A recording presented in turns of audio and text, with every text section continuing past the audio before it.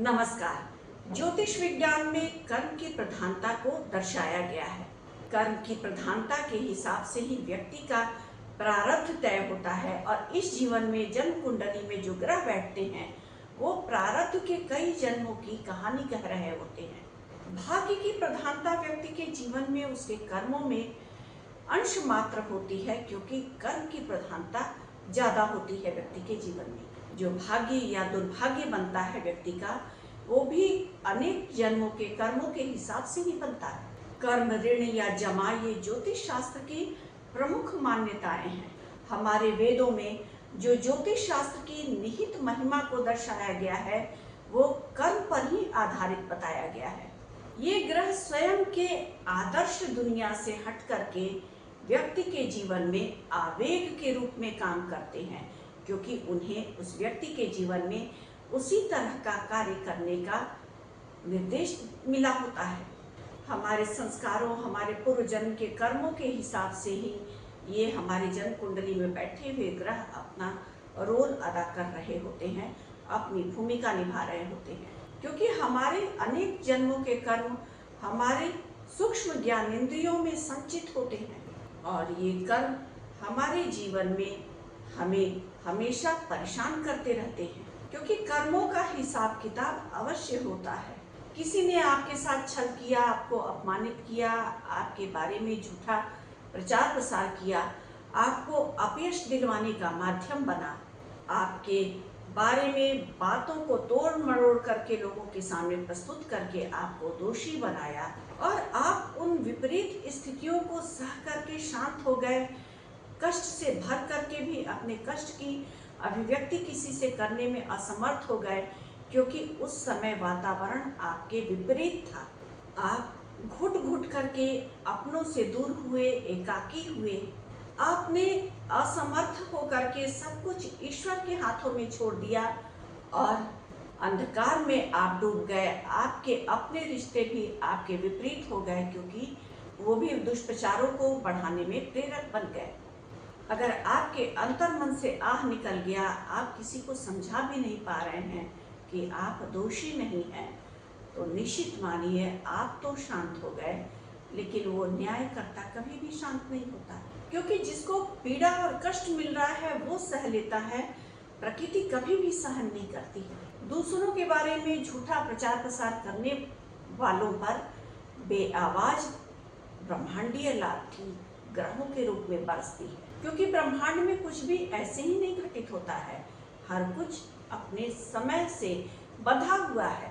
अगर आपके जीवन में कोई ऐसी घटना घट रही है तो ब्रह्मांड ने आपके रास्ते को बदलने के लिए, आपके मार्ग को बदलने के लिए ये घटना घटित करवाया आपके साथ। लेकिन इस दुख का कारक जो बने, कर्ता और प्रेरक बने इस घटना को घटित करवाने में, वो कहीं ना कहीं अपने इस तरह के कर्मों से शनिदेव की दृष्टि के पात्र बन गए, क्योंकि ईश्वर उन्हीं लोगों को उस व्यक्ति के समक्ष खड़ा करते हैं जिसका मार्ग बदलवाना हो, आध्यात्मिकता की तरफ बढ़ाना हो, जिसे ईश्वर को सूद और ब्याज के साथ बहुत कुछ देना हो। कुंडली में बैठे हुए ग्रह स्थिति इस ओर इशारा करते हैं। जन्म कुंडली में ग्रहों की कौन सी स्थितियां ऐसी बनती हैं जिसको देखने के बाद हम ये समझ सकते हैं कि हमें वक्त का इंतजार करना चाहिए। क्यों किसी को पीड़ा और दर्द देने का कोई कारक बन जाता है और क्यों कोई पीड़ा और दर्द को सहता है, आइए कुछ ज्योतिषीय सूत्रों के माध्यम से हम इस विषय की गहन जानकारी लें। अगर जन्म कुंडली के छठे भाव में शनिदेव बैठे हों तो शत्रुहंता योग का निर्माण हो जाता है। शनिदेव और केतु का छठे भाव से संबंध बने तो शनिदेव कर्म फलदाता होते हैं और केतु ग्रह पूर्व के कर्मों को दिखाने वाले होते हैं। शनिदेव और केतु जन्म कुंडली के पांचवें भाव में हो, द्वादश भाव में हो या छठे भाव में हो, या शनि और केतु में से कोई ग्रह जन्म कुंडली के चौथे भाव में हो और ऐसे व्यक्ति को कोई तड़पा रहा है, सता रहा है, उसका हक ले रहा है। फिर से हम सुने इस सूत्र को। जन्म कुंडली के छठे भाव में अगर शनि ग्रह है तो शत्रुहंता योग बन जाता है। इस शनि का अगर केतु से संबंध हो जाता है तो शनि को हम कर्म फलदाता कहते हैं और केतु से हम पूर्व जन्म के कर्मों को देखते हैं। अगर शनि और केतु का जन्म कुंडली के छठे भाव से संबंध बने, पांचवें भाव से बने, चौथे भाव से बने या जन्म कुंडली के द्वादश भाव से बने, तो ऐसे व्यक्ति को जो सता रहा है, जो उसे कष्ट दे रहा है, जो उसके बारे में अपमानजनित बातें फैला रहा है, तर्क विहीन बातें कर रहा है, और जो उसे सुन रहे हैं, जो करता है वो भी, और जो प्रेरक है यानी जो उकसा रहा है करने के लिए, और जो व्यक्ति सह रहा है वो सच्चा है लेकिन मौन है, क्योंकि उस समय स्थितियां उसके विपरीत हैं। तो शनि की अंतर्दशा, महादशा, ढैया, साढ़े साती और केतु की महादशा अंतर्दशा के दौरान ये दोनों ग्रह अपने क्रूर हंटर को घुमाते हैं और कष्ट देने वाले व्यक्ति के अहंकार को तार तार कर देते हैं। ऐसा व्यक्ति जो कल तक किसी सहृदय उदार व्यक्तित्व को धारण किए हुए व्यक्ति के बारे में उल्टी सीधी बातें करके दुष्प्रचार कर रहा था, और उन लोगों की संख्या जो उसे इस कार्य को करने के लिए प्रेरित कर रही थी, वो नितांत असहाय और अकेले हो जाते हैं। अगर जन्म कुंडली में चंद्रमा छठे भाव में हो, आठवें में हो या द्वादश भाव में बैठा हो, यानी चंद्रमा जैसा सौम्य ग्रह कठिन भाव में हो, त्रिक भाव में हो, 6, 8, 12 में, और यहाँ भी चंद्रमा पाप ग्रहों से दृष्ट हो, तो ऐसा व्यक्ति स्वयं में भावनात्मक रूप से टूटा हुआ होता है, और ग्रहों का संयोजन उसके पूर्व जन्म के प्रारब्ध के हिसाब से इस तरह का है कुंडली में कि वो स्वयं में मानसिक द्वंद्व को झेल रहा है, जूझ रहा है। उसमें कोई तीसरा व्यक्ति प्रकृति के खिलाफ आकर के उसका मजाक उड़ाए, उसके ऊपर हंसे, उसके अति संवेदनशीलता का लाभ उठाए, उसके कष्ट का उपहास करे, वो व्यक्ति चुपचाप आंसू बहा करके उस कष्ट को, उस उपहास को सह जाता है, लेकिन प्रकृति ब्रह्मांड कभी भी नहीं सहती है। शनि ग्रह जो कर्म फलदाता हैं, दंडाधिकारी हैं, हमारे ब्रह्मांड के न्यायाधीश हैं, वो देखते रहते हैं कि कौन मेरे सिवा आकर के न्याय कर रहा है उस व्यक्ति के जीवन में, कौन उसके प्राकृतिक दंड का उपहास उड़ा रहा है। और जब भी राहु और शनि अपने महादशा, अंतर्दशा या ढैया, साढ़े साती के दौरान आते हैं, उस व्यक्ति को कष्ट दे करके जो उपहास उड़ा रहा था, जो भावनात्मक द्वंद्व से जूझ रहे व्यक्ति के लिए हास्यास्पद स्थितियों को लोगों के बीच में प्रस्तुत कर रहा था, उसका अहंकार तार तार कर देते हैं। जो मानसिक द्वंद्व परेशानियों से जूझ रहा था, उस व्यक्ति को सताने के लिए जो कर्ता और प्रेरक बनते हैं, वो शनि की दशा, अंतर्दशा, ढैया, साढ़े साती या राहु की महादशा का इंतजार करें।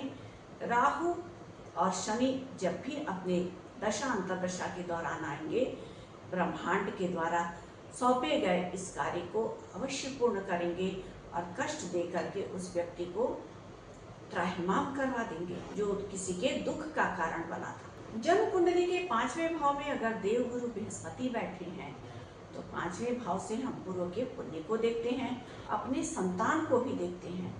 अब देवगुरु बृहस्पति पंचम के कारक हो जाते हैं, कारको भाव नाशाय वाली स्थिति हो जाती है। अब ऐसे में अगर चंद्रमा और केतु का संबंध बन जाता है पंचम से, तो ऐसा व्यक्ति मानसिक द्वंद्व में परेशान रहेगा। ऐसा व्यक्ति जिसके जन्म कुंडली के पंचम भाव से गुरु, केतु या चंद्रमा का संबंध बनता है, वो अधीर होता है। अब ऐसे में कोई और तीसरा आकर के प्रकृति के दंड के खिलाफ उस व्यक्ति के मन स्थिति का उपहास करे, उसका हंसी उड़ाए, तो जो ब्रह्मांडीय ऊर्जा है वो बर्दाश्त नहीं कर पाती। तो शनि, राहु, केतु, चंद्रमा उस उपहास उड़ाने वाले व्यक्ति का, जो उसके बुरे समय में उसके साथ दुष्टता कर रहा है, उसको बख्शते नहीं हैं। अगर कोई किसी का सच्चे मन से साथ दे रहा है, परोपकार कर रहा है, उसकी कहानियों को सुन करके उसका साथ दे रहा है निर्मल मन से, और कोई उसके साथ चालबाजी करे मन गढ़ंत कहानियों को सुना करके, उसका धन ले ले, धोखा दे करके, उसका हक छीन ले, कष्ट दे करके, और उस हक को छिनवाने में जितने लोग प्रेरक बने थे वो सब दंड के भागीदारी होते हैं। ऐसे लोगों को शनि के दशा अंतर्दशा ढैया साढ़े साती का इंतजार करना चाहिए।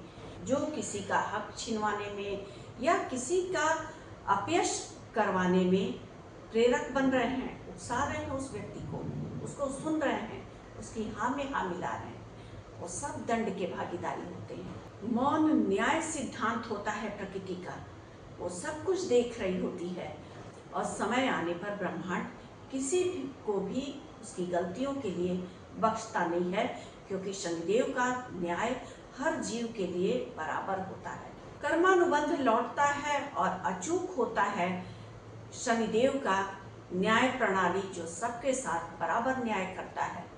ज्योतिषीय ये सारे सूत्र बहुत सारे लोगों को अच्छे नहीं लगेंगे जो अंतर मन से इस तरह के कार्यों के प्रेरक बने हों, क्योंकि उनका अंतर मन गवाह होता है सबसे बड़ा।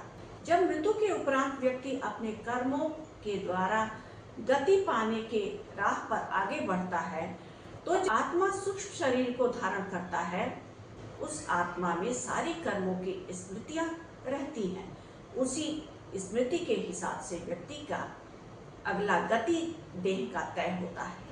किसी को सताना, किसी को कष्ट देना, किसी के साथ छल करना, किसी का हक मारना, ऐसा व्यक्ति जो होता है और ऐसे कर्मों को करवाने के लिए जो लोग प्रेरक बनते हैं अपने स्वार्थ सिद्धि के लिए, वो प्रकृति द्वारा दंडित अवश्य होते हैं। तो देखिए अपने जन्म कुंडली में ग्रहों की इन स्थितियों को और सह लीजिए अपने जीवन में आने वाले दुखों को। ईश्वर पर भरोसा रखना चाहिए, न किसी का बुरा करना चाहिए और न चाहना चाहिए। तो आज हमने इस वीडियो के माध्यम से ग्रहों के उस संयोग के बारे में जाना जो बताती हैं कि अगर कोई आपको कष्ट दे रहा है तो वक्त का इंतज़ार करना चाहिए। समय सबके साथ न्याय करता है। उम्मीद है आपको हमारा ये वीडियो पसंद आया होगा। हमारे वीडियो को लाइक करना ना भूलें और हमारे चैनल को सब्सक्राइब करना बिल्कुल भी ना भूलें। धन्यवाद।